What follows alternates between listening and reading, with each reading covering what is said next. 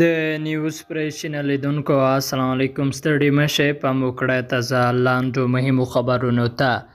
وردګو کې د ترافیکي پیښې له امله اته کسانو ته مرګ ژوبله اوښتې. د میدان وردګو ولایت سیمه امنیتي چارواکي وایي چې په دغه ولایت کې په یوه ترافیکي پیښه کې اته کسانو ته مرګ ژوبله اوښتې ده.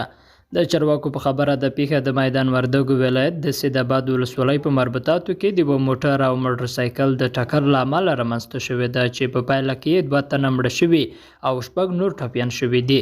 چارواکي وایي چې ټپیان یې نږدې روغتون ته لیږدول شوي او روغتیايي وضعیت یې د ډاډ وړ دی.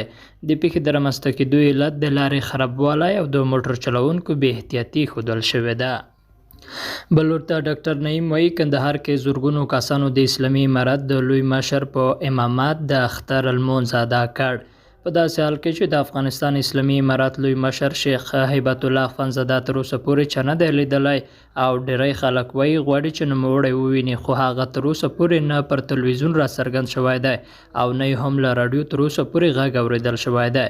نن د اسلامي امارت د قطر دفتر ویان د ډاکټر محمد نعیم پر خپل ټویټر د ګڼو خلکو له یوه انځور سره لیکلي چې په کندهار کې زرګونو کسانو د اسلامي امارت د لوی مشر شیخ الحدیث هیبت الله اخوندزاده په امامت د اختر لمونځ ادا کړی دی.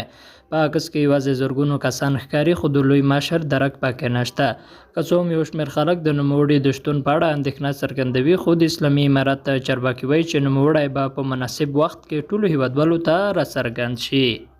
او رئیس الوزرا وایي افغانان باید په سراسري امن او سوله شکر وباسي. د افغانستان اسلامي امارت رئیس الوزرا د کوچني اختر په مناسبت خپله وینا کې ویلي چې په تیرو څو کلونو کې د اخترونو پر مهال به افغانان 3 ورځني اوربند ته خوشحاله کېدل، مګر اوس په ټول هیواد کې سراسري امن او سوله ټینګه شوې ده.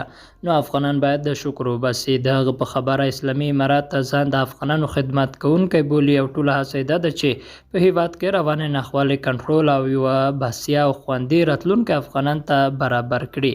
د ویلو ده چې د واک ته د اسلامي امارت تر رسیدو وروسته لومړی ځل ده چې د اختر د لمانځه پر مهال د کومې امنیتي پیښې راپور نه دی ورکړل شوی.